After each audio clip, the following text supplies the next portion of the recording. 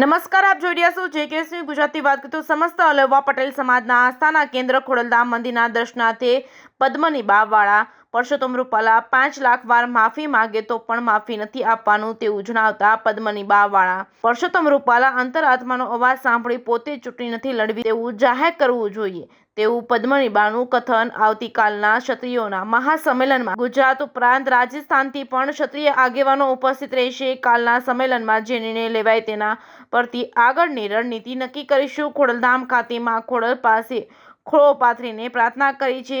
રૂપાલા ખુદ ચૂંટણીમાંથી હટી જાય। જેકેએસની ગુજરાતી સાથે રાકેશ પીઠડિયા, જેતપુર।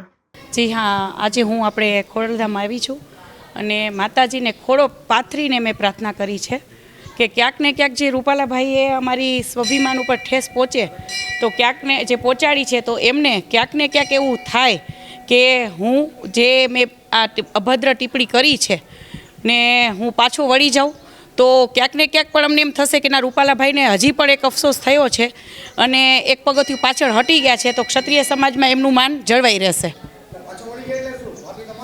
માફી ભલે ને, માફી તો અમારે આજે નથી દેવાની ને કાલે પણ નથી દેવાની। માફી તો હજી લગભગ કદાચ 5 લાખ વખત માગશે ને તો પણ માફી તો છે જ નહીં। એને પોતાનું ટિકિટ રદ કરવાની છે, એની સજા છે। માફી તો અમે આપશું જ નહીં। પાછા હા, ટિકિટ રદ કરી દે, પોતે પોતાની રીતે રાજીનામું આપી દે કે ભાઈ મને અફસોસ થયો છે અને જે બહેનોની એને અભદ્ર ટિપ્પણી કરી છે એનો એને અફસોસ હોવો જોઈએ તો માફી તો નહીં જ મળે, કોઈ દિવસ આશા પણ ન રાખે, એક સ્ટેજ પાછળ હટી જાય એમ।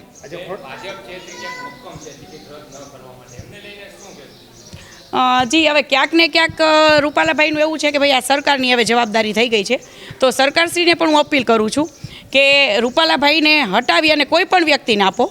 કોઈ પણ વ્યક્તિ, અમે એવું નથી કહેતા કે ભાઈ ક્ષત્રિય સમાજને ટિકિટ મળવી જોઈએ, કોઈ પણ વ્યક્તિને એ લોકો બેસાડી શકે છે।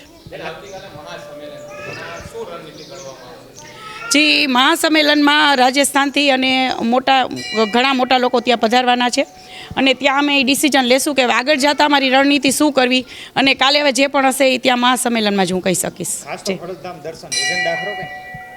જી ના, બસ મેં કીધું ને કે જે માતાજીના પ્રાગટ્યમાં મેં ખોળો પાથરીને પ્રાર્થના કરી છે કે ક્યાંક ને ક્યાંક રૂપાલાભાઈને મનથી એવું થાય કે હું એક સ્ટેજ પાછળ હટી જાઉં।